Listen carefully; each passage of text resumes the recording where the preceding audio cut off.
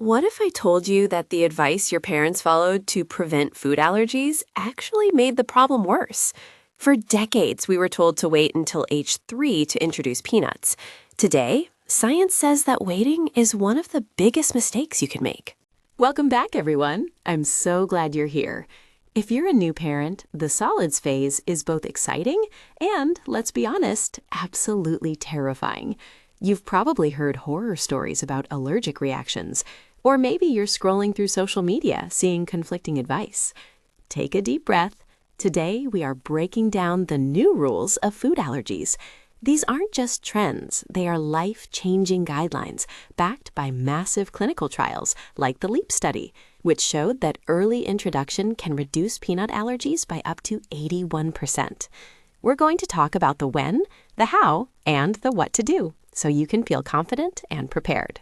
First, let's talk about the why. Why did the rules change so drastically? Back in 2000, the American Academy of Pediatrics suggested waiting until age 3 for peanuts and age 2 for eggs. But instead of allergy rates going down, they skyrocketed. Researchers realized the immune system has a critical window.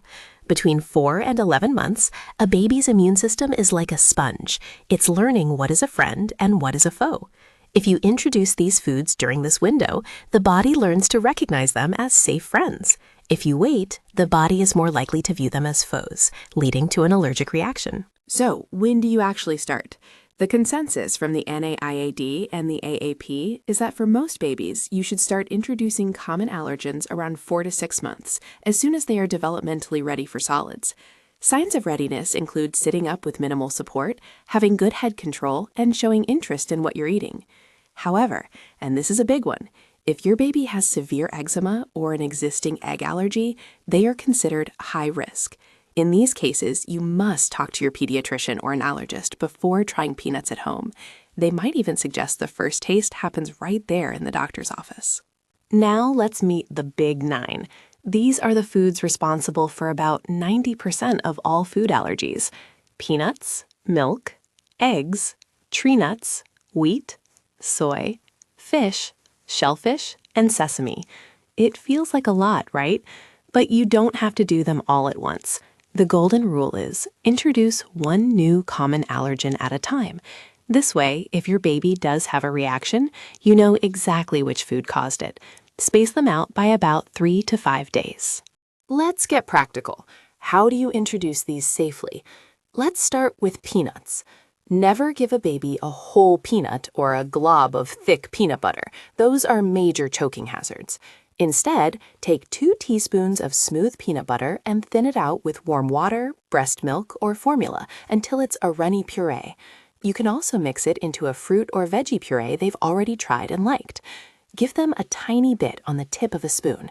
Wait 10 minutes to see if there's an immediate reaction, and if they're okay, let them finish the serving. For eggs, the rule is well cooked. Think hard-boiled or scrambled, then mashed up. Raw or runny eggs are more likely to cause a reaction during the introduction phase. For dairy, we're not talking about a bottle of cow's milk. That's for after the first birthday. We're talking about plain, full-fat yogurt or a bit of cottage cheese. For tree nuts, you can use almond flour mixed into oatmeal or thinned out almond butter, just like we did with the peanuts. Timing is everything. I always tell parents to do the first introduction at home, not at a restaurant or daycare. Do it in the morning or early afternoon. You want to make sure your baby is awake and that you have at least 2 to 3 hours to observe them before their next nap. This isn't just about being cautious. It's about your peace of mind. You don't want to be wondering if that nap time fussiness is actually a stomach ache from a new food. What does our reaction look like? Most people think of extreme cases, but in babies, it's often more subtle. Look for the hives, red, itchy bumps that look like mosquito bites. Look for the flush, redness around the mouth or eyes, or the tummy trouble, sudden vomiting or diarrhea shortly after eating.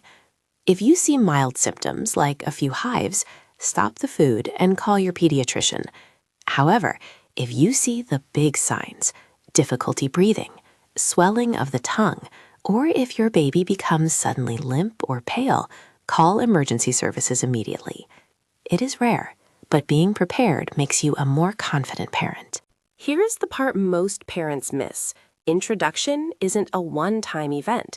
Once you know your baby isn't allergic to peanuts, you have to keep them in the diet. The LEAP study showed that the protection comes from regular exposure. Aim for about 2 teaspoons of peanut protein, 2 to 3 times a week. Think of it as immune system training. If you stop giving it to them for months, that window of tolerance could potentially close. I know this feels like a lot of pressure. We want to do everything perfectly for our little ones.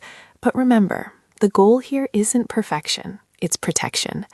By introducing these foods early and often, you are giving your child's immune system the best possible start. You're doing a great job, and the fact that you're even researching this shows how much you care. If you found this guide helpful, please give it a thumbs up and share it with another new parent who might be feeling nervous about solids. Let's make this journey a little less scary for everyone. Subscribe for more science-backed tips that make parenting a little easier.